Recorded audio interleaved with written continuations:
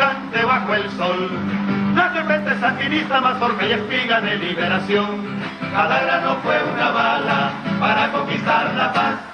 Y levantamos la vista para la tapizca de la libertad. Y levantamos la vista para la tapizca de la libertad.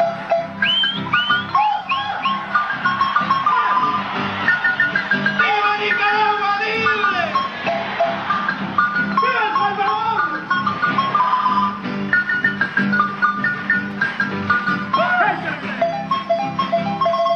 Como un chilomito tierno, fulgurante bajo el sol, nace el frente sandinista, mazorca y espiga de liberación. Y levantamos la milpa para la tapizca de la libertad.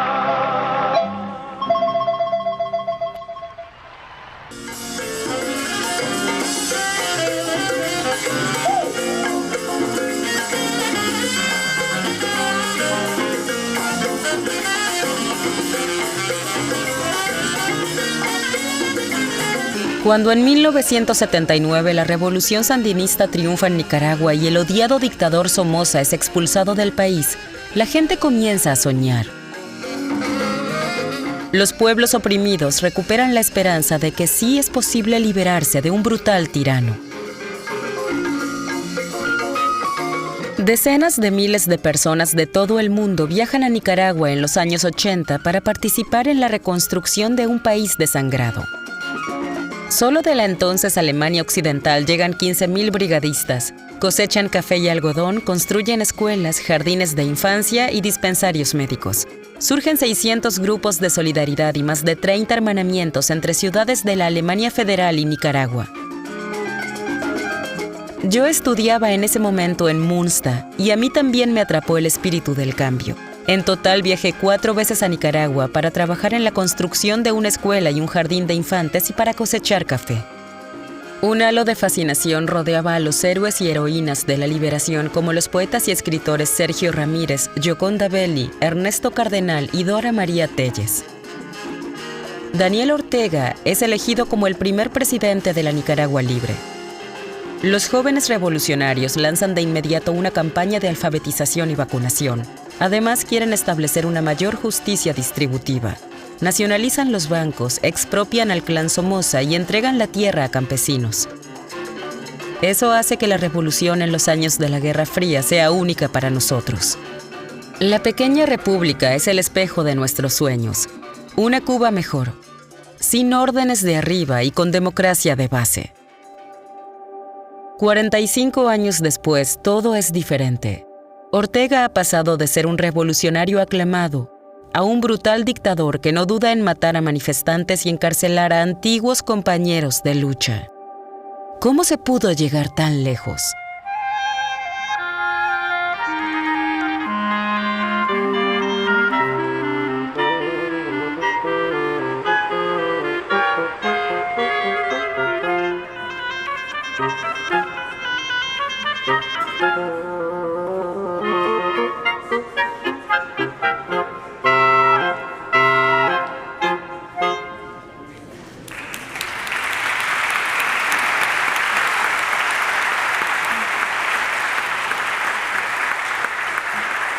Me enorgullece que mi universidad haya decidido otorgarle el doctorado honoris causa a Dora María Telles. Pero el orgullo se mezcla con el dolor y el pesar, porque Dora María no puede estar hoy con nosotros. Lleva en prisión desde hace 17 meses. Agradezco a Carlos Fernando Chamorro, uno de sus amigos más cercanos, que la representa aquí. Gracias.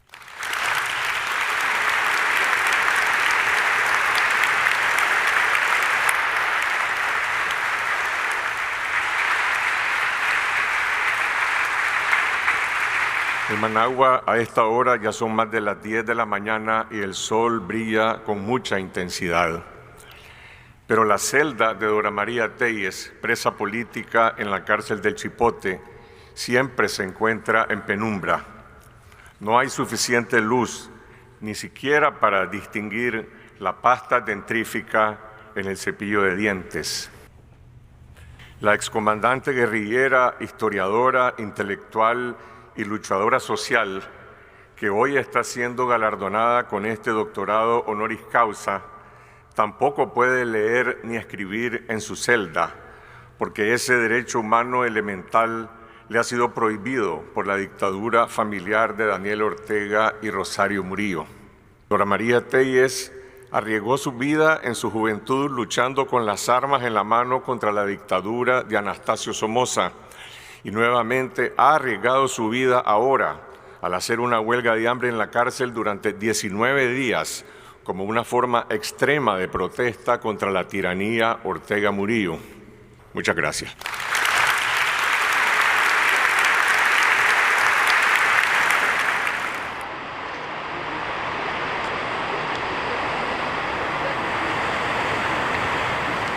Cuando salió la noticia de que Dora María Tellez estaba haciendo una huelga de hambre, seguir visibilizando todo lo que sucede en Nicaragua, posiblemente yo no vea la liberación de Nicaragua, pero lucho por ella.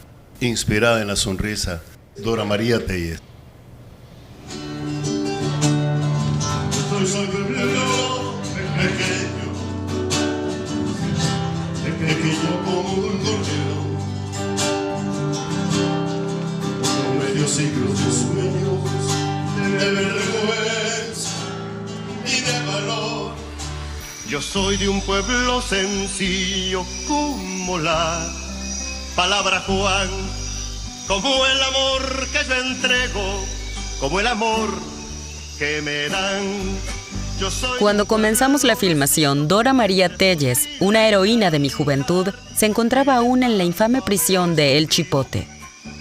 Que una guerrillera reciba un doctorado honoris causa de la renombrada Sorbona es único. Tan único como la historia de la revolución nicaragüense. Mientras reflexiono sobre los años pasados, me surge una pregunta. ¿Qué ha sido de la esperanza y los sueños de los revolucionarios nicaragüenses y sus partidarios europeos? 45 años después de la victoria del movimiento de liberación, todavía hay alrededor de 100 grupos y ciudades hermanadas en Europa que apoyan proyectos en Nicaragua. Pero hoy en día se prohíben las cámaras en eventos en Francia o Alemania. Casi nadie quiere dar una entrevista. Muchos temen las consecuencias para sus familias y amigos en Nicaragua si aparecen en un film crítico con el régimen. Entretanto, yo tampoco puedo viajar a Nicaragua. Los críticos de Daniel Ortega hoy no pueden cruzar el río fronterizo entre Costa Rica y Nicaragua sin ser rechazados o arrestados. Decido viajar a Costa Rica, donde se han exiliado muchos opositores. Me acompañan Bárbara Lucas, del Centro de Información Nicaragua de Wuppertal, y Wolfgang Maya, quien en 1979, al igual que Daniel Ortega y Dora María Tellez, participó en la resistencia armada contra Somoza.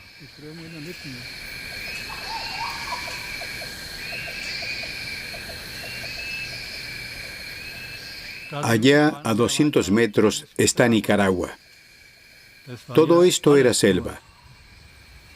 Y ahora la selva está solo al otro lado, en Nicaragua.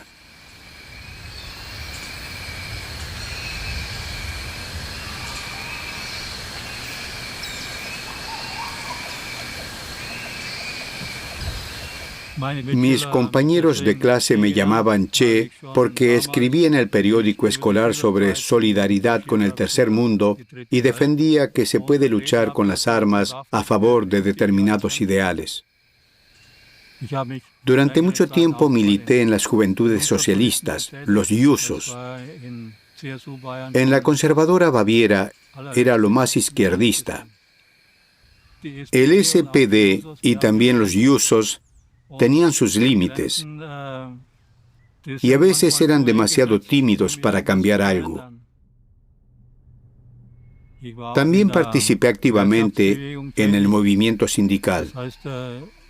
Es decir, donde fuera, había que combatir la injusticia. Estuve 2 años en el ejército, en una unidad muy buena. Pero todo eso me parecía demasiado poco y que estaba perdiendo el tiempo. Pero en retrospectiva fue muy útil. Y ese también fue uno de los factores donde dije, puedo aplicarlo en Nicaragua. El equipo era muy escaso al principio. Después de unos días, recibimos un arma más o menos decente, y eso fue todo. Cada uno recibía provisiones para 14 días, teóricamente. Y después tenías que procurarte tu comida por tu cuenta. El comandante de entonces nos dijo cuando nos despidió: ahora son ustedes la fuerza guerrillera mayor y mejor equipada de toda América Latina.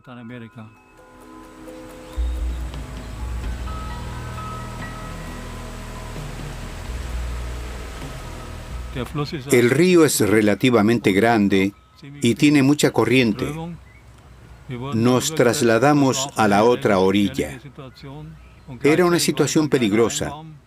Íbamos en una pequeña canoa, 4 personas, y también llevábamos una mochila pesada y el arma. Si la embarcación hubiera volcado, habríamos tenido un problema. En aquel entonces todavía era una selva virgen y en la selva llueve mucho. El problema era que nada se secaba. Al principio intentaba secar las cosas, pero acabé haciendo lo que hacían los compañeros, dejarme las cosas puestas y que el cuerpo las secara. Aunque al día siguiente todo volvía a estar húmedo. Así que fue una sensación bastante desagradable marchar constantemente por la selva.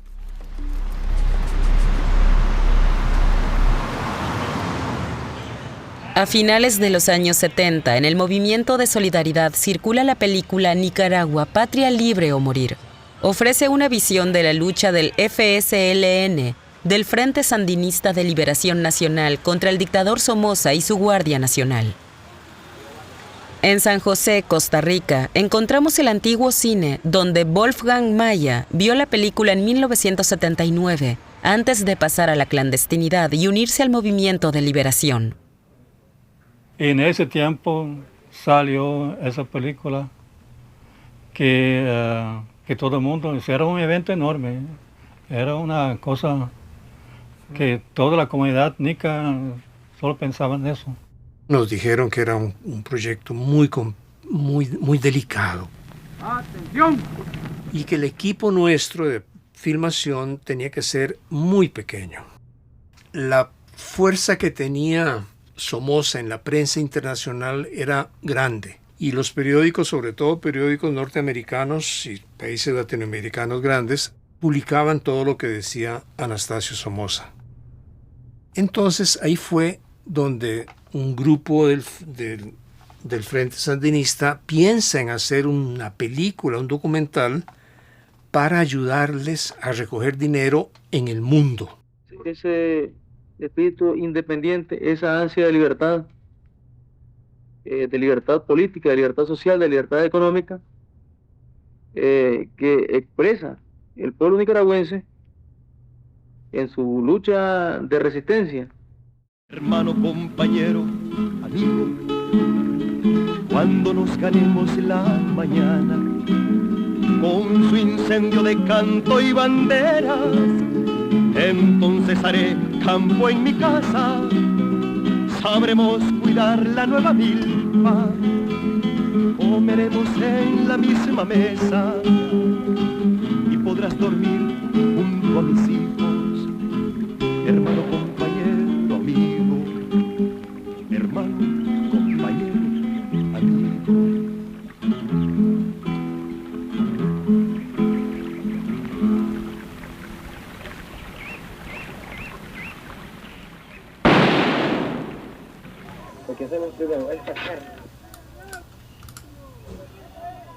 Sí, una mezcla muy extraña, muy curiosa entre alegría, como vemos en algunas escenas, en muchachos jugando fútbol o béisbol, y a la vez la muerte a 200 metros de distancia en cualquier momento.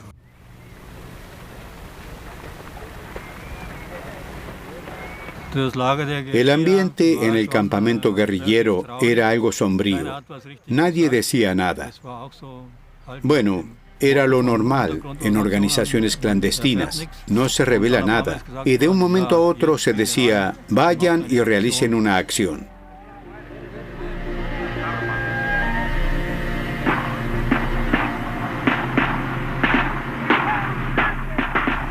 Los combates en la selva, eso es algo que no se puede planificar. De repente te tropiezas con el enemigo y no sabes. ¿Qué pasa? ¿Dónde estamos? ¿Dónde están ellos? ¿Cuán fuerte es el enemigo? Así que no es como si pudieras salir corriendo. ¿A dónde voy? Solo. Te encuentras con el enemigo y...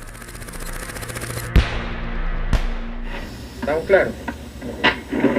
Ese ahí, espera ahí. Ese que... Nunca hacer esto, mano. Yo conozco a algunos de ese tiempo ahí, pero que estaban conmigo después. Sí, ahí la mayoría se murió. Sí. Dolía mucho. Más a nosotros como extraños que a ellos mismos, porque sabían que estaban en ese reto de vivir o morir.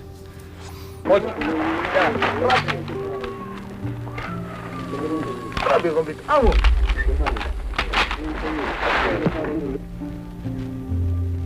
Era ansiedad, sobre todo cuando estás en una emboscada. Esa es la parte más difícil. Al final, no fue matanza, simplemente. En todos estos procesos de la revolución sandinista, y buenos o malos, todos eran parte del mismo juego de vida o muerte instantánea. Igualmente, muchos de tus compañeros habrán tenido la poca fortuna de haber caído en batalla. Al principio no fue tan malo y también hubo, digamos, un efecto de acostumbramiento. Pocas personas de mi unidad murieron en combate, alrededor de 10. Otros fueron capturados por la guardia y luego asesinados. En total de los 124 sobrevivieron 28. Una granada explotó a 2 metros de donde yo estaba. Fue una herida grave, especialmente en los ojos. Al principio aún podía ver algo, al menos con el ojo izquierdo. Me llevaron al mejor hospital de Costa Rica, en ese momento el Hospital México. Hermano, dame tu mano y unidos marchemos ya hacia el sol de la victoria, trayectoria de la libertad. Hermano, de la montaña. La guerra de posiciones afectó bastante a ambos bandos, no solo a nosotros, sino también a la Guardia Nacional. Y al final, el 17 de julio de 1979, Somoza abandonó el país y como resultado, la Guardia Nacional se desmoronó. El 18 de julio de 1979 surgió un vacío de poder y el 19 los sandinistas entraron en Managua ocupando ese vacío. Septiembre da eso, es un salto organizativo. Un salto histórico. Desde ahí en adelante, contrario a lo que podía pensar el imperialismo, contrario a lo que podían pensar todas las fuerzas que desconfiaban de las masas, contrario incluso a lo que podía pensar la dictadura, que creía que había acabado, en gran parte con el sandinismo, se genera ese proceso de organización tremendo, nada más que ya se comprende otra cosa más, que todas las fuerzas políticas y organizativas deben estar en función de la insurrección.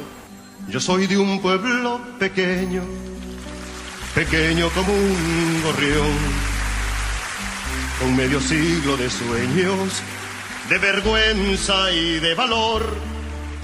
Yo soy de un pueblo sencillo como la palabra Juan, como el amor que yo entrego, como el amor que me dan.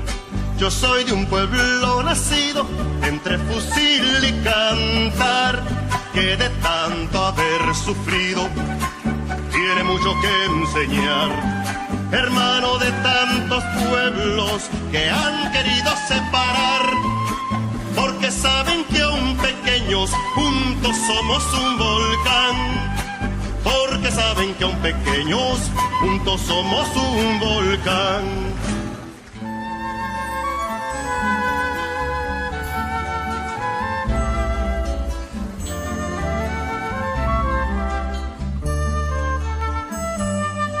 Yo soy de un pueblo reciente, pero antiguo su dolor. Analfabeta mi gente, medio siglo en rebelión. Yo soy el pueblo que un niño en Niquinomo soñó.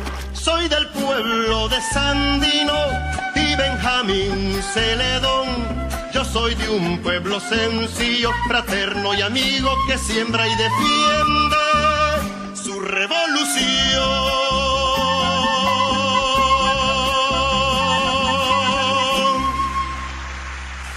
Era muy joven, era como la juventud llegando al poder, ¿no?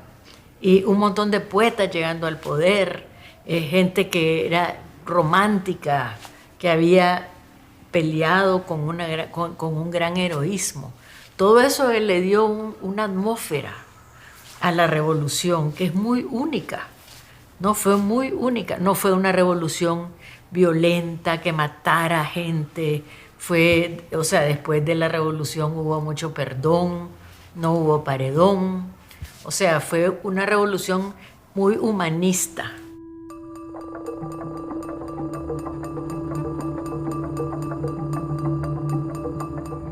En 1981, el republicano Ronald Reagan se convierte en presidente de Estados Unidos. Eso conduce a un cambio fundamental en la política hacia Nicaragua.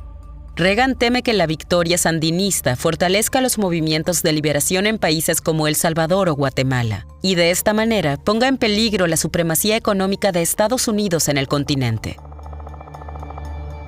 El clan Somoza y los hacendados nicaragüenses huidos a Miami encuentran un aliado en Reagan. La falsa afirmación de que Nicaragua no acepta las fronteras con sus vecinos sirve a Reagan de coartada para financiar a la Contra, formada por ex miembros de la infame Guardia Nacional de Somoza y mercenarios pagados por Estados Unidos. Su objetivo es destruir los logros de la revolución y paralizar la economía. Aunque el Congreso estadounidense rechaza cualquier ayuda a la Contra, Reagan la financia vendiendo en secreto armas a Irán. Quizás no sea fácil de apreciar, pero creo que estamos en un punto de inflexión.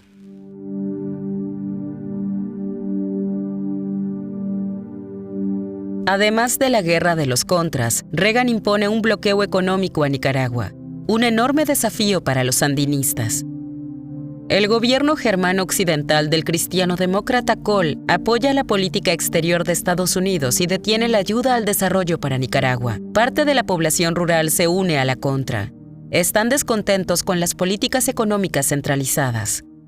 Además, los sandinistas intentan llevar la revolución a la selva y alfabetizar a la población indígena en español, el odiado idioma de los colonizadores. Esto provoca una resistencia masiva. Para mi indignación, se reubican comunidades enteras supuestamente para proteger a los pobladores de la Contra. En realidad, se quiere evitar que deserten y se pasen al enemigo. Un gran error que los sandinistas corrigen demasiado tarde con la concesión de autonomía a la población indígena. En 1983, el Centro de Información de Wuppertal organiza la primera brigada para recolectar café. Después de la invasión estadounidense de la isla caribeña de Granada para derrocar al gobierno de izquierda, crece el temor de que pueda suceder algo similar en Nicaragua. Más de 1,000 alemanes occidentales se ofrecen como escudos humanos para viajar a Nicaragua. El movimiento de solidaridad espera que esta acción disuada a Estados Unidos de invadir, ya que causar víctimas europeas tendría implicaciones internacionales.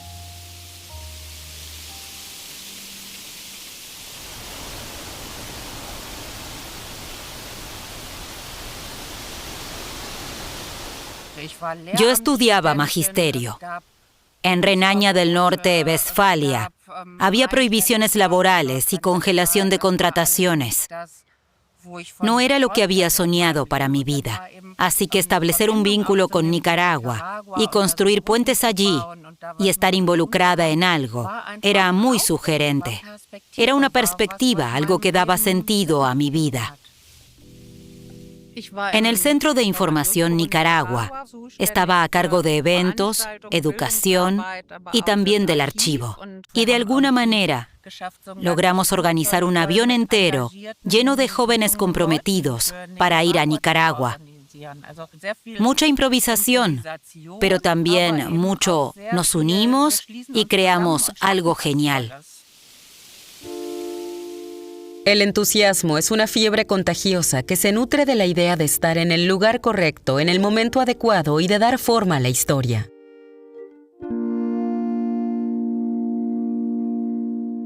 La plantación de café a la que llegan acaba de ser expropiada y entregada a campesinos sin tierra.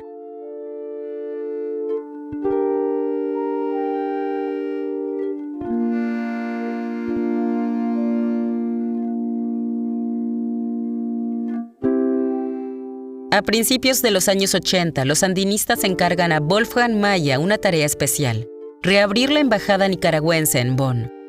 En el Ministerio Alemán de Exteriores, el nuevo agregado económico de Nicaragua es recibido con una cortés cautela. Sin embargo, los medios de comunicación alemanes están muy interesados en el diplomático con acento bávaro. Pero no se queda mucho tiempo en Alemania. Después de 2 años regresa a Nicaragua para apoyar a las brigadas en proyectos agrícolas de las remotas provincias de San Miguelito y San Carlos. La primera fue una brigada sindical que organicé con la Federación Alemana de Sindicatos. Después hubo muchas más y de todo tipo de organizaciones, juveniles, etc. No solo de sindicatos. El proyecto más grande que hicimos fue la construcción de un aserradero. Al principio uno pequeño, luego un segundo y un tercero junto con Médico International, y luego un cuarto en Boca de Sábalos con ayuda de Austria y también gente de Austria. Eso fue por mucho lo más grande. El segundo proyecto más grande que hicimos fue una fábrica de ladrillos en San Carlos y luego otras más pequeñas y una de bloques de hormigón en San Miguelito, pero también muchas otras cosas. Por ejemplo, se construyeron canchas deportivas, gimnasios y cosas así. Era simplemente un espíritu de cambio, donde nos fortalecíamos mutuamente y eran posibles muchas cosas. Yo tenía la sensación de que íbamos a cambiar el mundo. Yo me encuentro brigadistas que fueron y les cambió la vida. Fue una época, tal vez la época más linda de sus vidas, donde vivieron lo que es el idealismo más puro, ¿no? A mí me cambió la vida. O sea, yo no sería quien soy si no hubiera vivido la revolución. Como ministra de Salud, Dora María Tellez logra reducir la mortalidad infantil a niveles europeos. Ella y los demás comandantes del gobierno revolucionario viajan por todo el país para enfrentar las preguntas de la población. En los eventos semanales de Cara al Pueblo, informan que la tasa de analfabetismo ha disminuido del 60 al 10% y que la entrega de tierras a los campesinos avanza. Los pobladores se quejan de problemas de abastecimiento. Como respuesta, los sandinistas introducen cupones. Nadie debería pasar hambre. Sin embargo, persisten los problemas de transporte y los altos precios de la gasolina. También se mantiene el servicio militar obligatorio, mientras aumenta el número de víctimas de la guerra.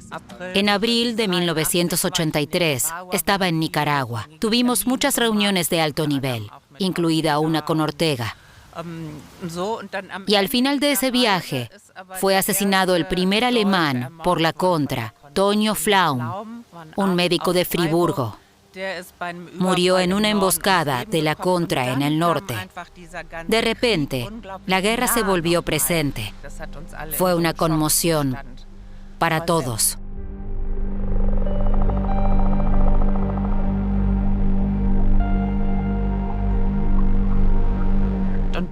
Luego, en Pentecostés de 1986, la Contra secuestró a una brigada alemana en el sur. Inmediatamente establecimos una especie de equipo de emergencia en el centro de información en Nicaragua para lograr que fueran liberados. Fueron 3 semanas muy difíciles.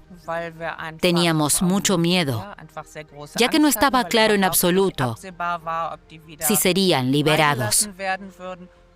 Fueron semanas muy difíciles, porque sabíamos que las órdenes para liberarlos debían llegar de Estados Unidos. Y el gobierno federal alemán, aunque tenía la tarea de ocuparse de los ciudadanos alemanes, era aliado de Estados Unidos. Así que nuestro papel era sobre todo presionar al gobierno de Alemania Occidental. En un momento, los alemanes que apoyaban a las brigadas ocuparon su embajada en Managua. Algunos nos acusaban de que éramos participantes en la guerra, que nos arriesgábamos innecesariamente, pero que, llegado el momento, confiábamos en que el gobierno nos sacara de allí. Por otra parte, las brigadas contaban con apoyo muy amplio. Personalmente, me pareció muy duro cómo nos atacaron y que atacaran nuestro idealismo, que obviamente teníamos, porque éramos idealistas. Pensábamos que podíamos cambiar cosas, pero ese idealismo fue despreciado como ingenuidad y nos venían a decir que esa energía de jóvenes idealistas era algo ilusorio y que solo nos poníamos en peligro. Eso me pareció muy duro. Muchos de los jóvenes que van a Nicaragua, a zonas de crisis, son idealistas instrumentalizados, a menos que sean cuadros ideológicos de la izquierda internacional. El Ministerio de Exteriores y el Ministerio de Desarrollo advierten repetidamente sobre esas peligrosas misiones. Sin embargo, siempre hay gente que se deja usar como peones en la guerra civil. Después de la liberación de los alemanes secuestrados, el lema del movimiento de solidaridad es ahora más que nunca. A pesar de las advertencias del gobierno alemán, una brigada de Munsta se dirige a Coyapa. Allí queremos apoyar la finalización de una escuela.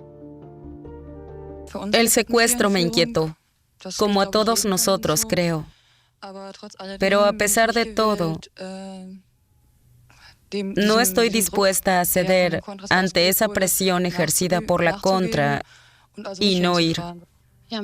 Sí, mis padres también reaccionaron con bastante miedo e intentaron disuadirme. No quieren que me pase nada. Hemos hablado mucho sobre ello, pero las posturas no han cambiado. No ha cambiado mi decisión de ir allí. En cuanto al área a la que irá la gente de Munsta, es a Coyapa. Nosotros fuimos secuestrados en esta zona. A Coyapa está a unos 50 kilómetros. Apenas llegamos a Nicaragua, 5 personas fueron asesinadas a plena luz del día por la contra, incluidos 3 europeos.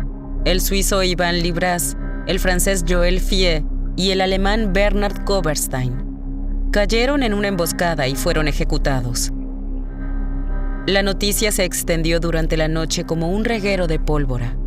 Como nuestra brigada todavía estaba en Managua, participamos en una manifestación espontánea frente a la embajada. Exigimos el fin inmediato de la guerra y un claro distanciamiento del gobierno alemán de los mercenarios financiados y entrenados por la CIA.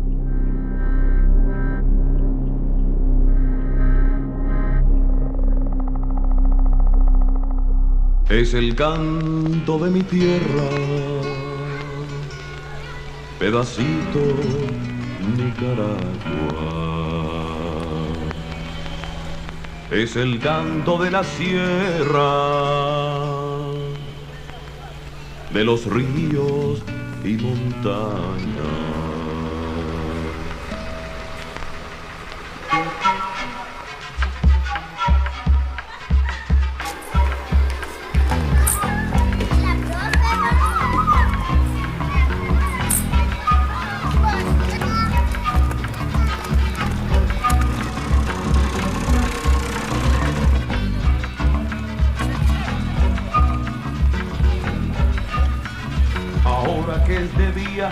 la libertad impera, vivamos bien unidos en solo una bandera.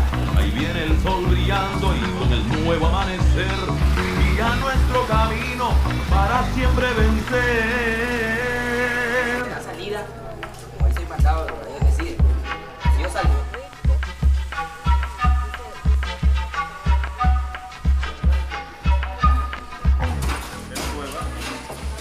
A la mañana siguiente comenzamos a trabajar en la escuela.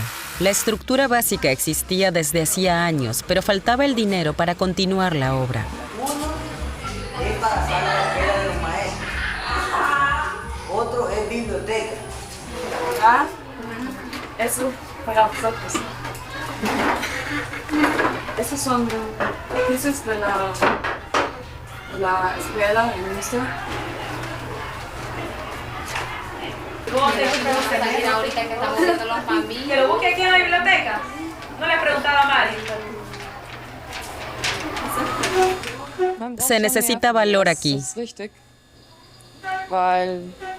Constantemente falta material y es difícil conseguirlo.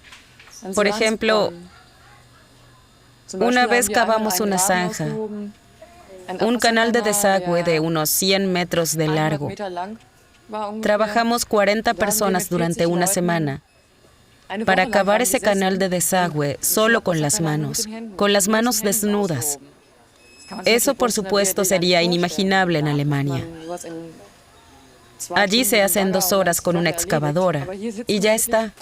Pero aquí, uno pasa una semana con 40 personas cavando esa zanja con las manos desnudas para poner tuberías.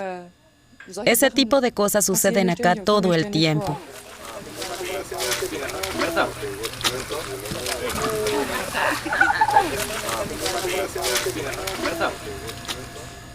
Puedo decir que todo el tiempo que estuve aquí me divertí mucho.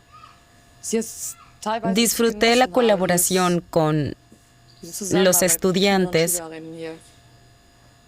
y también el trabajo práctico, el trabajo físico. Ha sido una experiencia muy buena. Aprovecharía inmediatamente la próxima oportunidad que se presente para volver aquí.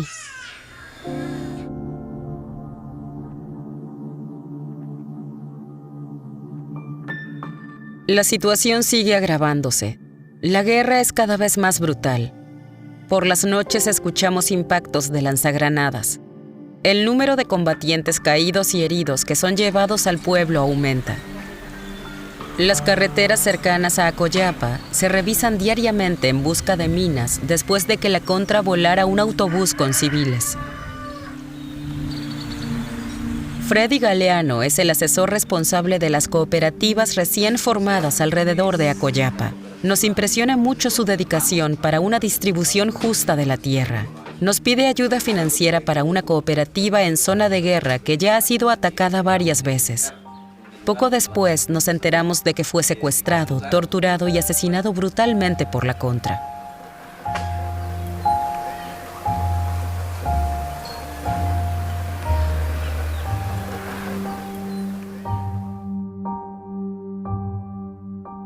Cuando regreso a Alemania, después de 3 meses, tengo dificultades para readaptarme. Las imágenes de la guerra me persiguen. ¿Qué pasará con mis amigos en Acoyapa? Cuando nos levantamos a las 6:30, nos dijeron que la pasada noche había ocurrido un ataque de la contra en la carretera de Acoyapa a Huigalpa. La hija mayor de la familia y su esposo no pudieron pasar en auto porque la carretera estaba cerrada. Se dice que una parte de la carretera fue volada. Espera, ¿Acoyapa, Huigalpa? Sí, Acoyapa, Huigalpa. Seguramente el tramo de conexión, esos 4 kilómetros. Quiero volver y combino mis estudios con el trabajo de camarera. Unas semanas después, tengo los 2,000 marcos para el vuelo y la ración diaria de arroz y frijoles. Me uno a una brigada internacional compuesta por 120 personas de más de 20 países que van a recoger café. En la cooperativa cafetalera vivimos como los campesinos. Por la mañana, al mediodía y por la noche comemos gallo pinto, arroz con frijoles.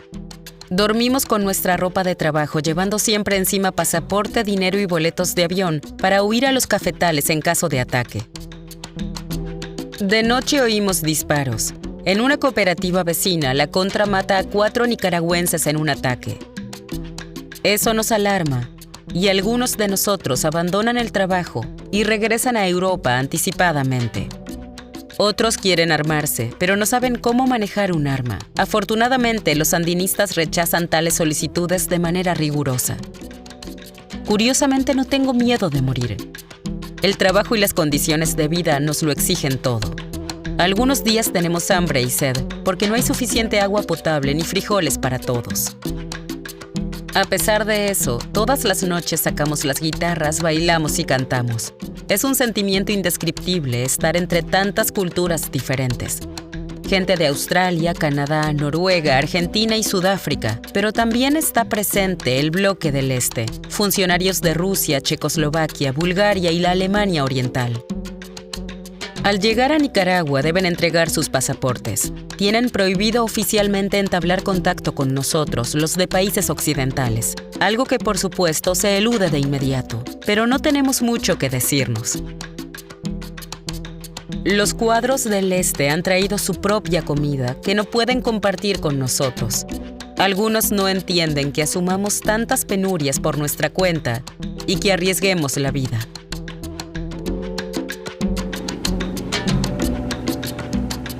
De regreso a Alemania, las picaduras de pulgas y la sarna tardan en desaparecer. También contraje hepatitis. Por un lado, estoy feliz de que me traten en un hospital alemán, lejos de cucarachas, ratones y ratas, pero por otro lado, anhelo volver a Nicaragua. Con mesas de libros, la venta de café nicaragüense y presentaciones con diapositivas, informamos en Alemania sobre la guerra en Nicaragua e invitamos a gente de Acoyapa a Munsta. El intercambio no debe ser unidireccional. En reuniones con sindicatos, partidos, en escuelas y con el gobierno regional de Renania-Westfalia, cuentan sobre su vida en tiempos de revolución y recaudan fondos para construir 2 guarderías en Acoyapa.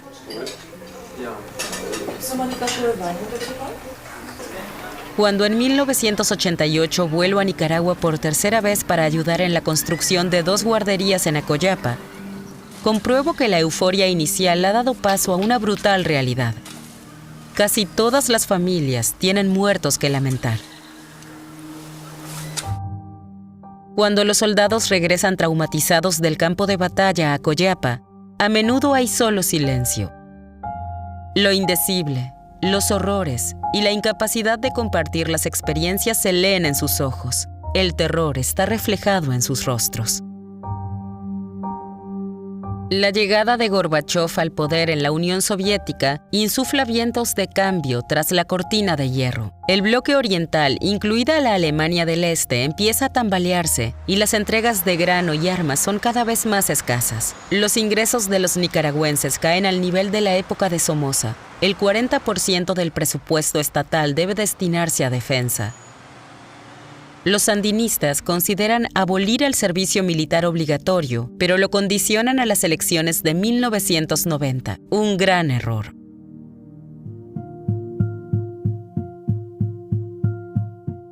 Y luego el shock, lo que nadie esperaba.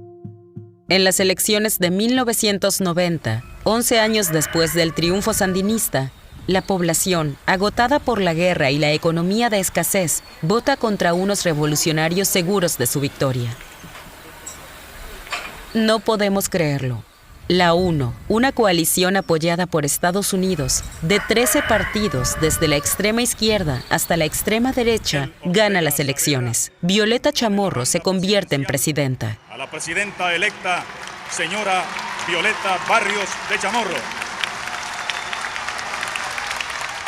Hemos logrado la primera elección democrática en la historia de este país.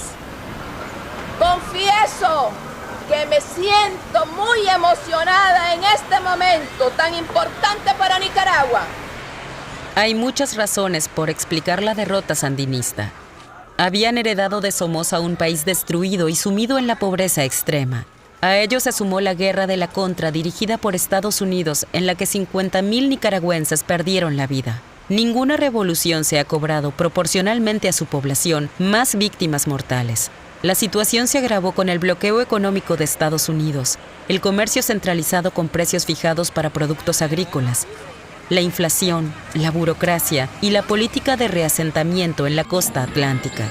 Y el acuerdo de los sandinistas con la población indígena llegó demasiado tarde. El dolor era profundo y debilitaba la cohesión de quienes en realidad querían lo mismo. También las diferencias ideológicas de la FSLN llevaron a conflictos. A pesar de los esfuerzos por crear instituciones democráticas, el panorama político seguía polarizado. La incapacidad para consolidar la democracia contribuyó al fracaso de la revolución.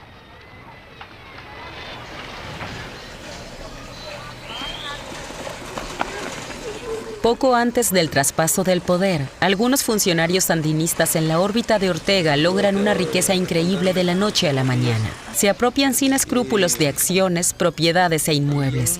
Supuestamente quieren proteger las tierras de una devolución, pero en realidad llenan sus propios bolsillos. La mayoría de los comandantes cercanos a Dora María Tellez condenan esa actitud. El enriquecimiento descarado es el preludio de la división del FSLN. Nosotros sufrimos mucho esa desilusión porque nosotros, después de que se pierde la revolución en el 90, queríamos democratizar el frente, sacarlo de ese esquema militar que hubo por la necesidad de la guerra primero y por la necesidad de la intervención norteamericana después. Pero no pudimos sacarlo de ese esquema militar, porque a Daniel Ortega le convenía tener ese esquema militar para reclamar su autoridad y quedarse con el Frente Sandinista. Los programas sociales dan paso de inmediato a privatizaciones.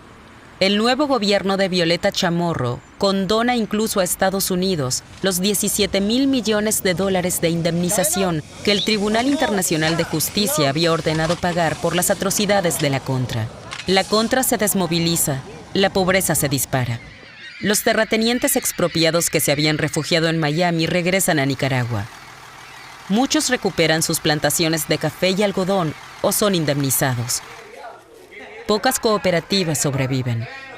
Muchos pequeños campesinos deben vender sus tierras por poco dinero. El impulso revolucionario se esfuma y muchos activistas abandonan desencantados el país. Entre ellos, Wolfgang Maya. No quiere trabajar para un gobierno de derecha cuyo principal interés es crear mejores condiciones para el regreso de los exiliados ricos y los somocistas.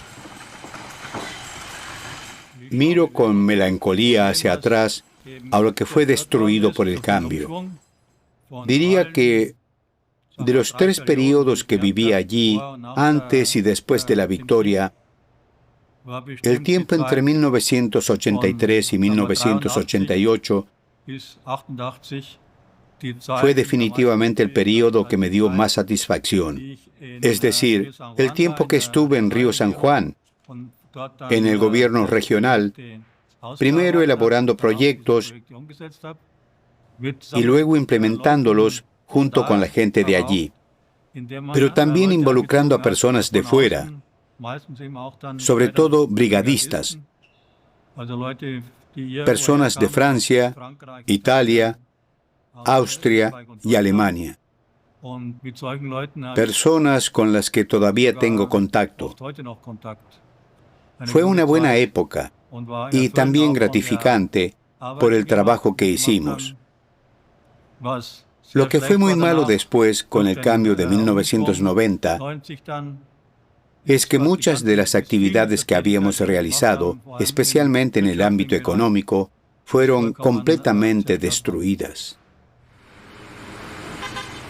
Yo también estoy profundamente decepcionada y quiero abandonarlo todo. El sueño de una sociedad más justa se ha desvanecido. A diferencia de los nicaragüenses, en cuya patria proyectamos nuestra utopía, nosotros podemos empacar nuestras mochilas y dedicarnos a nuevos proyectos. Pero queda la pregunta de si no abandonamos nuestra solidaridad justo en el momento en que nuestros socios más la necesitan para salvar algo de los logros de la era sandinista. Pocos grupos de solidaridad de Europa permanecen con sus proyectos en Nicaragua. Muchos se disuelven. Cuando regreso a Nicaragua en 1992, los grupos feministas alertan de que la guerra no terminó en la puerta de casa. Los traumas no resueltos de los soldados se traducen cada vez más en violencia doméstica. La periodista Sofía Montenegro ya participó en la lucha de liberación contra Somoza. En una entrevista me explica cómo se desarrolló históricamente el machismo en Nicaragua. Han sido la base, la única riqueza que tiene este país es su tierra. Y la única base para unas relaciones igualitarias entre los sexos sería que las mujeres tuvieran sus propias tierras, de ellas, heredadas por ellas a sus hijas. Esto no se hizo durante la Revolución Sandinista y es realmente una lástima, porque de todas las tierras que se entregaron durante la reforma agraria, solo el 16% fue entregado de títulos. De las miles de manzanas de tierra que entregó la revolución al campesinado, solo el 16% le tocó a las mujeres. Y en este gobierno, en los 2 últimos años, solo el 6%. Nosotros somos poblaciones nacidas de una violación. La violación de los europeos encima de las mujeres indígenas. Y esto tiene un impacto cultural y psicológico en la formación de la población. Tú debes recordar que aquí la mayoría de los indios fueron aniquilados y la forma de reproducción de la población fue básicamente no a través de la inmigración, sino por violaciones masivas de mujeres indígenas. Nosotros, por ejemplo, en el caso de Nicaragua, somos una población que mayoritariamente, biológicamente, somos mestizos en la mente de la población, donde el hombre busca asimilarse al padre, y el gran padre de todas estas naciones ha sido un macho conquistador. Sofía Montenegro jugó un papel importante no solo a nivel organizativo, sino también haciendo públicas las historias de las mujeres. Y creo que esa mirada feminista ya nos permitió ver entonces que el desarrollo dentro del partido no avanzaba hacia una democratización, sino que, debido a toda la situación de guerra, todo se volvía cada vez más estrecho, más jerárquico, más de arriba hacia abajo. Y eso nos permitió ver el peligro que eso entrañaba. Los poetas y pensadores Dora María Tellez, Gioconda Belli, Ernesto Cardenal, Sergio Ramírez y otros, que alguna vez le dieron un rostro a la revolución, se desesperan con el autoritario jefe sandinista Ortega, con quien parece imposible una democratización del partido. Fundan el movimiento de Renovación Sandinista. En él, los ideales del sandinismo traicionados por Ortega siguen vivos. Pero la nueva formación nunca logra un porcentaje significativo de votos. Ortega hace todo lo posible para denunciarlos como sectarios. Así se convierte en frentes antagónicos, lo que había sido el Frente para Medio Mundo, el Frente de Revolucionarios y Escritores Utópicos. Daniel Ortega, cuando perdemos la revolución en el 90, él entra dentro de un proceso, pienso yo, psicológicamente afectado por la derrota y trata de volver al poder, pero ya no en un grupo, no como un colectivo, sino que él ya trata de hacer el Frente Sandinista un proyecto personal y familiar. Y eso echó a perder todo el sueño, echó a perder el idealismo, ya se convirtió en un proyecto personal, ambicioso, lleno de intereses económicos, ideológicos, y ya no contaba con el colectivo. A una finca que le ha sido entregada. Después de 2 elecciones perdidas y 16 años en la oposición, Ortega es reelegido presidente de Nicaragua en 2007. Se ha convertido en un despiadado luchador solitario. Se presenta como un católico renacido y ayuda al clero a imponer una ley de aborto más restrictiva. A cambio, Ortega no tiene que ir a juicio, a pesar de que su hijastra lo acusa de abuso sexual y violación. Nombra vicepresidenta a su esposa, Rosario Murillo, y coloca a otros hijos en puestos de poder. La censura se intensifica y la violencia policial es cotidiana. Ortega manipula las elecciones y aprueba leyes que le aseguran el poder hasta hoy. Sin embargo, Ortega también recibe reconocimiento por su política social. Familias humildes reciben chapas para los techos de sus casas, las mujeres solteras animales de granja y microcréditos, y el sistema de salud y la educación vuelven a ser gratuitos.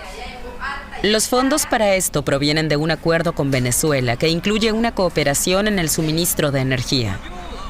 De 2010 a 2014 fluyen anualmente alrededor de $500 millones de Venezuela a Nicaragua, lo que nutre el crecimiento económico. Al mismo tiempo, Ortega se vuelve cada vez más radical contra antiguos compañeros. Emite una orden de arresto contra su exministro de Cultura, el poeta y sacerdote Ernesto Cardenal. Solo su edad lo salva de la cárcel. Muchas entrevistas que grabé en Nicaragua en épocas anteriores ya no pueden ser utilizadas para este documental o deben ser cortadas, ya que la situación política se agrava durante la producción del film.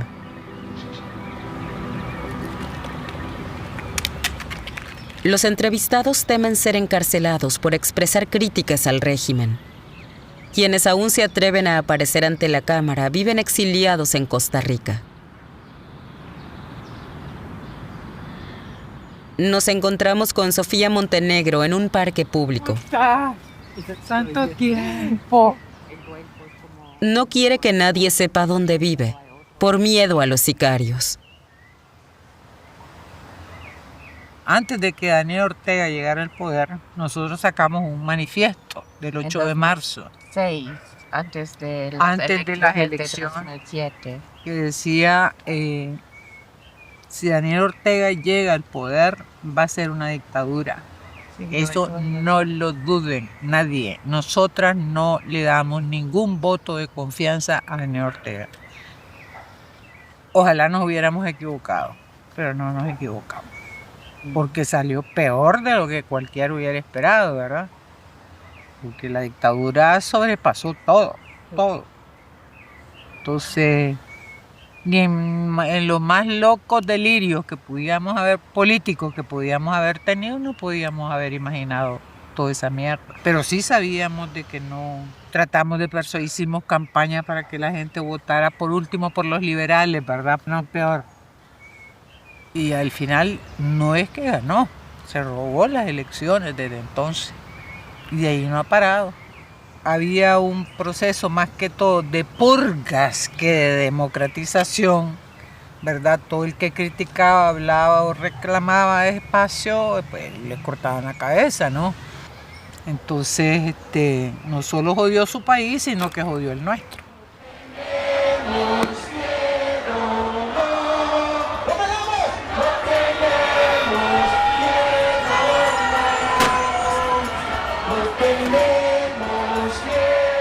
Cuando el precio del petróleo baja, Venezuela se ve obligada a reducir drásticamente su apoyo a Nicaragua.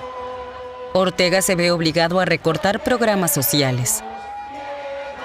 En 2018 anuncia una reforma de la seguridad social, que entre otras cosas conlleva una subida de los aportes a las pensiones. Es la gota que colma el vaso. Se producen protestas masivas apoyadas por escolares y estudiantes, la iglesia, sindicatos y la Federación de Agricultores.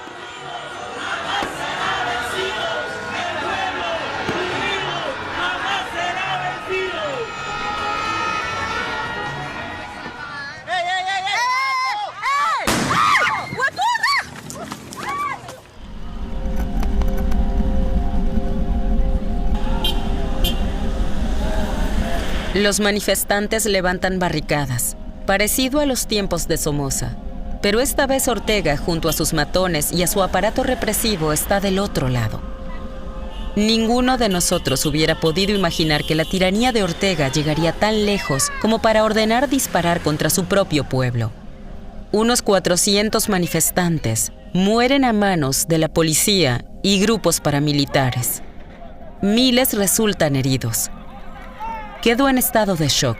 En Nicaragua ya nadie habla de esperanza.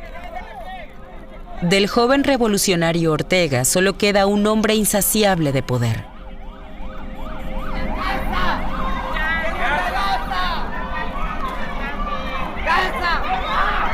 ¡La señora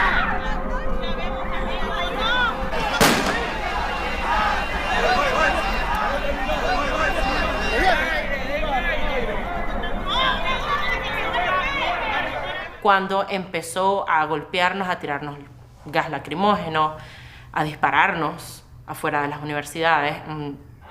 Y ahí fue que la gente dijo, no, basta. O sea, realmente Nicaragua era un gigante dormido en ese momento y despertamos. Y hasta el día de hoy no hemos parado de resistir. Yo iba con 5 amigos artistas a esa protesta, pues, que terminó de esa manera. Y de 5 artistas, 3 terminaron con baleados, con armas de fuego. Uno, por ejemplo, con un charnel de escopeta, le entró por la pelvis. Otro con un balazo de pistola en la rodilla. Otro que fue prácticamente el que se llevó la peor parte. Él recibió una bala en el estómago, una bala de fusilaca.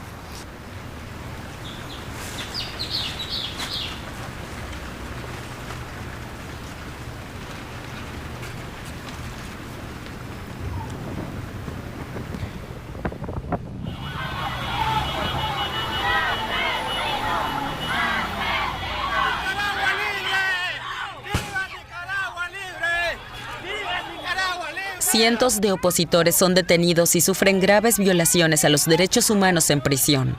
Decenas de miles abandonan el país. Predomina el puro miedo. Desde Alemania miro atónita a Nicaragua. Recibo comentarios de mis amigos y amigas de allá. Hay quien defiende las brutales acciones de Ortega. Creen en su propaganda, que las protestas son orquestadas por Estados Unidos. Otros son arrestados o huyen al extranjero. En una barricada, atrincherados de la guerra, se oye el llanto de una niña y la ropa una bandera. Madre patria, madre guerrillera. En esta barricada ahora izamos la esperanza. Los ojitos de una niña nos alumbran al mañana. Libertad. Cuando crezcas, libertad, en tu sonrisa, libertad, todos los muertos que no pudieron matar.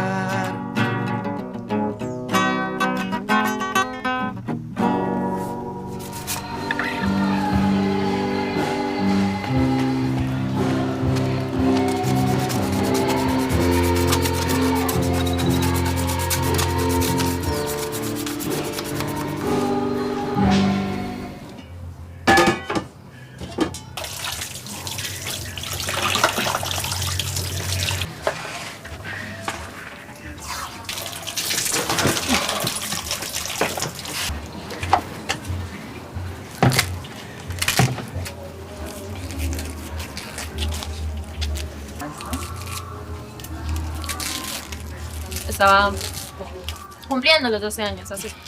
Hicimos unas elecciones que eran más como para enfatizar a los jóvenes cómo se votaba, lo válido que era el voto en ese momento, por lo cual gané la presidencia del cole a ir a la marcha a favor del gobierno, por la cual obviamente me negué porque sabía el contexto de lo que estaba ocurriendo y no iba a ser partícipe de algo que estaba mal.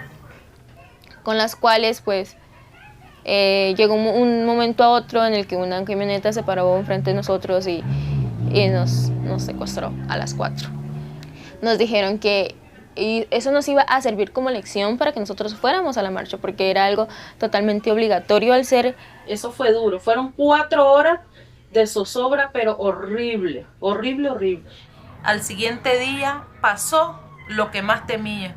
A mi hijo más pequeño, el que tenía 9 años, me le pusieron una arma en esto de acá. Y le dijeron, su mamá tiene que ir a la marcha a favor de nosotros, si no te matamos. Nosotras, después de eso, decidimos ir a una marcha en contra del gobierno, porque habíamos pasado lo que ellos estaban haciendo. Supimos que ese día, como estábamos básicamente como enfrente, éramos como las primeras de la marcha, pero sí hubo atacantes. En ese momento la policía llegó y empezó a lanzar balas de goma, por la cual mataron a una persona enfrente de mí. esa persona pues murió por una bala de goma en la cabeza.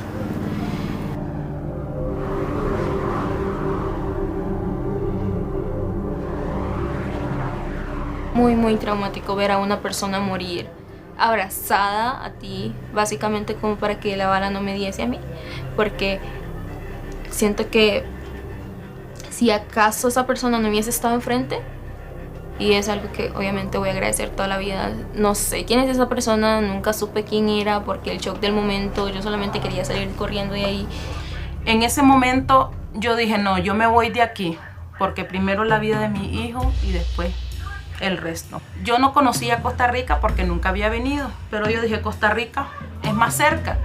Me vine, agarré mis hijos, pasé por la frontera de noche, casi tardecita, caminé como 5 horas.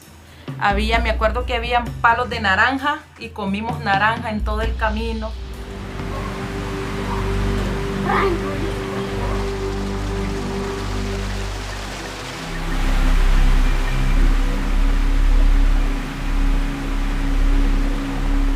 Yo salí del país 11 días antes de mi cumpleaños.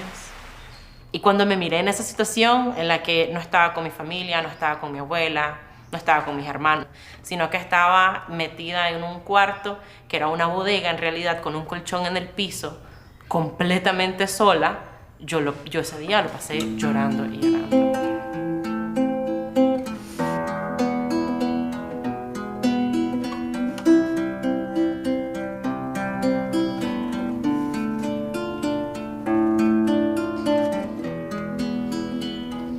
Doña Francisca Ramírez, que es líder del movimiento campesino, se me acercó y me dijo, Olguita, usted canta bien bonito, ¿por qué no le hace una canción a los campesinos? Regresé a mi casa, agarré el ukulele y empecé a tocar la menor y a sentir todo lo que estaba pasando, todo lo que acababa de vivir, lo que estaba viviendo en ese momento, el hecho de que yo seguía en el exilio, que estaba en un cuarto dentro de una casa con un montón de gente que no eran no era mi familia. Y empecé a dejar que todos esos sentimientos y todos esos pensamientos me pasaran por el cuerpo y empecé a cantar. Entre lágrimas, entre un montón de llanto, empecé a cantar y ahí salió la primera parte de Grito Tabal. Llora, mi pueblo llora por tanta sangre que se derrama en represión.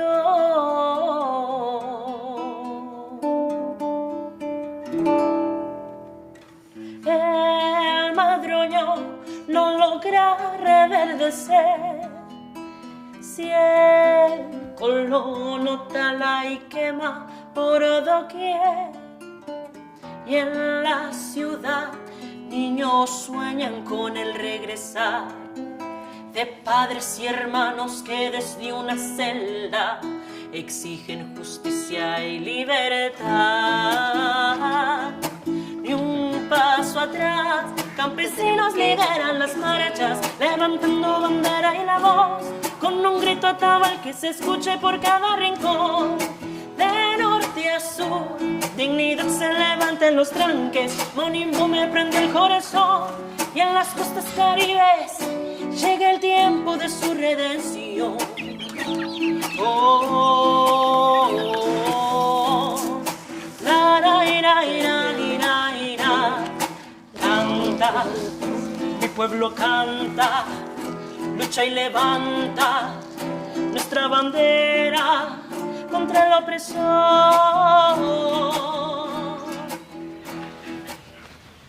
La mujer que inspira a Olguita es la líder campesina Francisca Ramírez, quien hoy en día, según Forbes, está entre las 50 mujeres más influyentes de América Central. Ella también tuvo que huir a Costa Rica porque participó en las protestas contra Ortega. En la frontera con Nicaragua ha fundado una cooperativa para campesinos y desde allí continúa su lucha contra Ortega.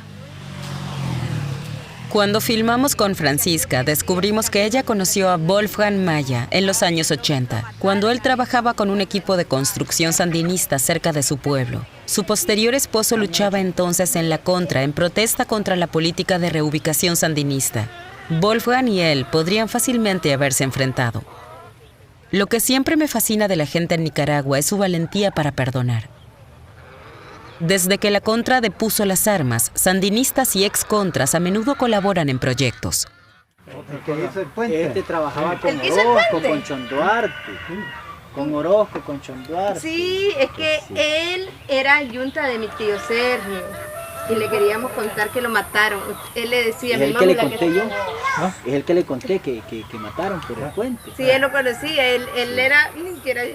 Increíble que lo íbamos a volver a ver con ellos. Le tuvimos mucho aprecio, para nosotros una gran alegría un puente que hicieron ahí. Tenemos gratos recuerdos de la comunidad alemana. Y de Meyer también, Meyer. Sí, mucha gente se acuerda. Nací en el 76. Lo único que yo recuerdo es luto, dolor, sufrimiento de la guerra de los 80. Fue muy terrible. El campesinado sufrió mucha persecución por el sandinismo. Yo recuerdo que eso de la reforma agraria me ha dado mucho entusiasmo. Y yo entiendo o yo conozco también a personas que dicen sí, la situación fue mejor, pero también personas como tú ahora que dicen no, ha sido de otra manera y sufrimos muchísimo y ha sido un tiempo muy, muy doloroso. Y eso hasta ahora no se ha sanado y eso es lo que me cuesta, que me duele.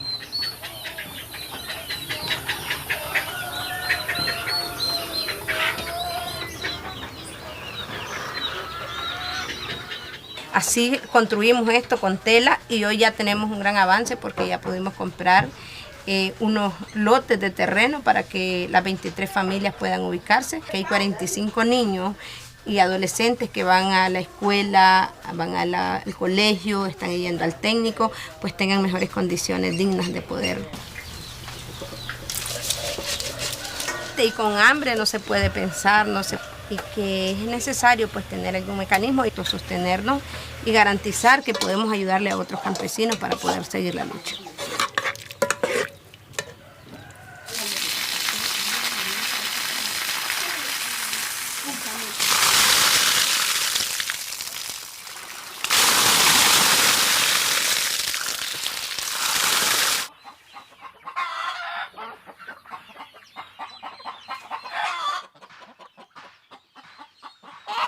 Bueno, yo creo que sostenerlos a 5 años sin hacer un acto de violencia, pues creemos de que el pueblo no quiere más violencia. ¿Cómo nosotros nos podemos, en vez, y ya no tenemos palabras como líder para decirle a un pueblo que salga, que se manifieste, cuando sabemos que no hay compasión? O sea, nadie te respeta que no lleves nada en las manos. Te tiran balazos.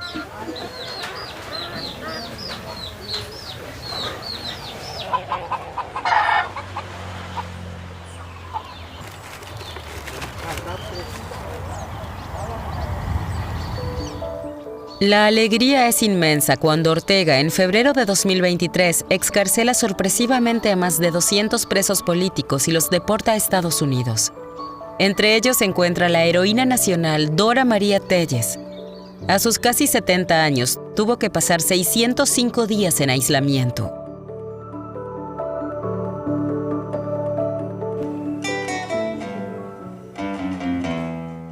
En todo el mundo se conocen las canciones revolucionarias de Carlos y Luis Enrique Mejía Godoy. Después del triunfo, Luis Enrique trabaja con el poeta Ernesto Cardenal en el Ministerio de Cultura. Sus canciones, vinculadas a los acontecimientos políticos en Nicaragua, nos acompañan desde hace 45 años y nos continúan emocionando. Como la mayoría de los poetas y pensadores de entonces, el gran cantor de la Revolución Sandinista vive, por fuerza mayor, exiliado en Costa Rica. Cuando yo estuve en París, Dora María estaba prisionera y Carlos Fernando Chamorro recibió el honoris causa a nombre de ella. Fue muy emocionante. Era difícil entender que unos meses después ella iba a estar libre en Estados Unidos. Dora María está también exiliada y desterrada en Estados Unidos. Yo tuve la oportunidad de encontrarme con ella en Washington. Le hice incluso una entrevista, pudimos conversar, abrazarnos, celebrar su liberación. ¿Cómo enfrentaste vos el aislamiento? Entonces, esa oscuridad era insoportable, siempre fue insoportable. Y para darte una idea, pues yo llegaba del Patio del Sol y para poder entrar al inodoro tenía que esperar 20 minutos. Para verlo, no lo podía ver. Ya me di varias veces contra la pared porque no veía la pared de la oscuridad. Hasta que 20 minutos se te acostumbra a la vista y ves algo. Pero esa oscuridad me causó a mí, y todavía tengo trastornos de equilibrio. Siento que tengo bastantes defensas, tal vez por el tipo de vida que llevé yo más joven. Y la clandestinidad y eso, pero... Y además llegué a caminar hasta 8 kilómetros, en 80 vueltas a la celda por kilómetro. Tenía que hacer esas 3 horas para vencer la mañana y mantenerme sana. Y en el caso de las mujeres, que se ensañaron por completo. ¿Por qué? Es un odio especial que yo no termino de entender. ¿Verdad? ¿Cuál es la razón de ese odio? Pues yo al final llego siempre a la conclusión, Daniel Ortega y Rosario Murillo nos temen. Porque, ¿cuál es la razón? ¿Por qué querían? Que nos enloqueciéramos, que nos matáramos, que nos fracturáramos emocionalmente, que nos fracturáramos psicológicamente, que saliéramos de ahí totalmente tatarata. Pero no lograron nada de eso. A pesar de las tormentas, a pesar de los profetas, a pesar de tanta guerra, habrá futuro. A pesar de los silencios, a pesar de los olvidos, a pesar de lo perdido, habrá futuro. A pesar de las infamias, a pesar de tanto odio, a pesar de los despojos, habrá futuro.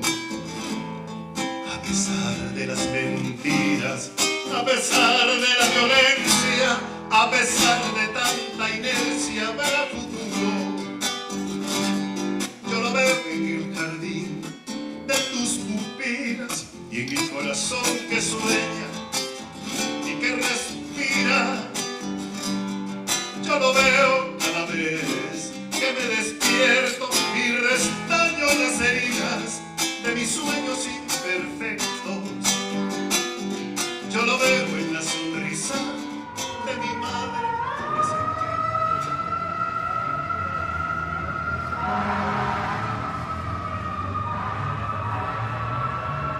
Yo ya tengo 69 años y no me estoy haciendo más joven, ¿verdad? Y entonces, igual me confiscaron la casa, todos mis bienes, las cuentas bancarias, me cancelaron la tarjeta de crédito, me cancelaron la pensión. Así que vine manos arriba. Pero esta vez es más fuerte porque es una condición de apatridia, lo que quiere decir que no existo, ¿verdad? Entonces, sí es muy fuerte. Sí ha sido duro, pues. Y no solo perderlo todo, desde mi perrita. Ah, la perrita también, sí, la chiquitita blanca, ajá. La he visto en algunas fotos. Se la tuve que dejar a mi sobrino y cruzar a como se pudiera la frontera. Y claro, nos fuimos por el monte, ¿verdad? No fue normal, porque sabíamos que si nos agarraban, quién sabe que nos iban a desaparecer. Cada año en abril se celebran ceremonias conmemorativas en Costa Rica en honor a los muertos y las protestas de 2018. Para las madres de los fallecidos y los estudiantes es importante recordar por qué están exiliados en Costa Rica. Entre tanto, cerca del 10% de los nicaragüenses abandonó su país. En 2023 enviaron unos $5.000 millones estadounidenses a casa. Eso representa el 30% del Producto Interno Bruto y mantiene a flote la dictadura de Ortega. Aunque la Unión Europea y Estados Unidos imponen sanciones a Ortega, tienen poco efecto. La ayuda de Rusia y China compensa las pérdidas.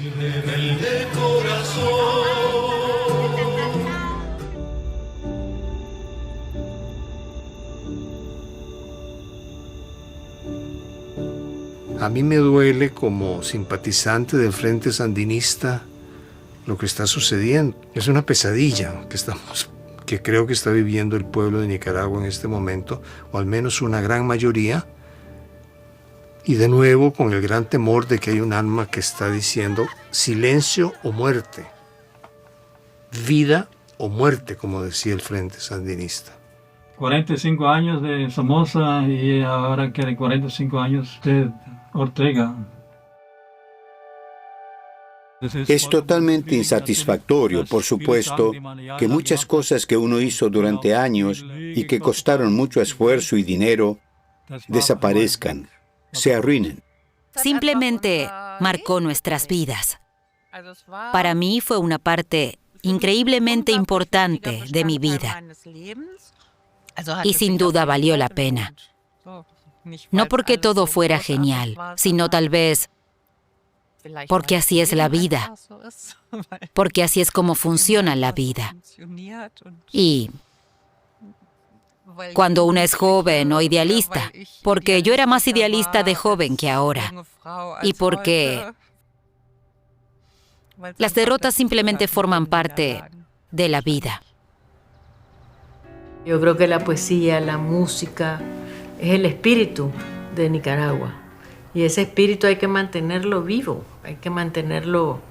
No podemos convertirnos en un país solo de llorar. Tenemos que seguir riendo, tenemos que seguir teniendo alegría, porque ese es el fin de todas las revoluciones, es la alegría, la felicidad, ¿no? El único espacio de libertad que resiste es el del periodismo en el exilio. Eso no va a cambiar la dictadura, pero mientras se mantenga viva la libertad de prensa desde el exilio, es posible establecer más espacios de resistencia en Nicaragua. Porque en última instancia lo que Ortega muestra es miedo, mucha conciencia de qué es lo que tenemos que hacer para contribuir a la unidad de todos los sectores en el país, para recuperar nuestras libertades y derechos. Eso, pues, yo tengo que agradecerlo al aprendizaje carcelario, sí, y que haya durado suficiente tiempo para salir persuadidos de eso. Importantísimo. Se le vuelve como un boomerang.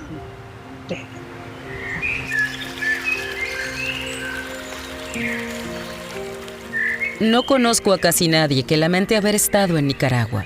Había espíritu de renovación, solidaridad práctica, trabajo duro, canto y baile, y la sensación de estar del lado correcto junto con miles de personas de todo el mundo.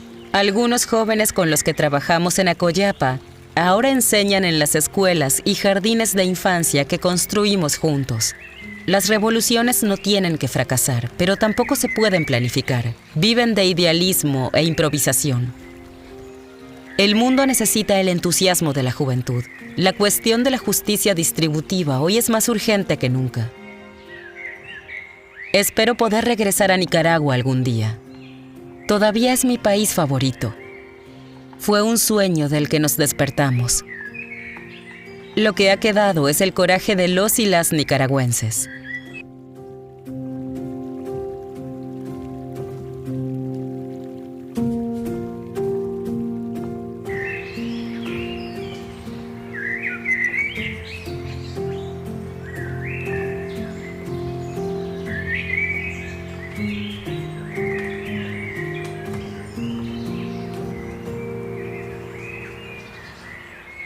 Ay, Nicaragua, Nicaragüita, la flor más linda de mi querer.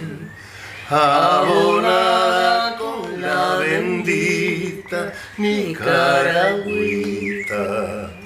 sangre de Diriangén. Ay, Nicaragua, sos más dulcita que la mielita de Támara, pero ahora que serás libre, Nicaragüita, yo te querré.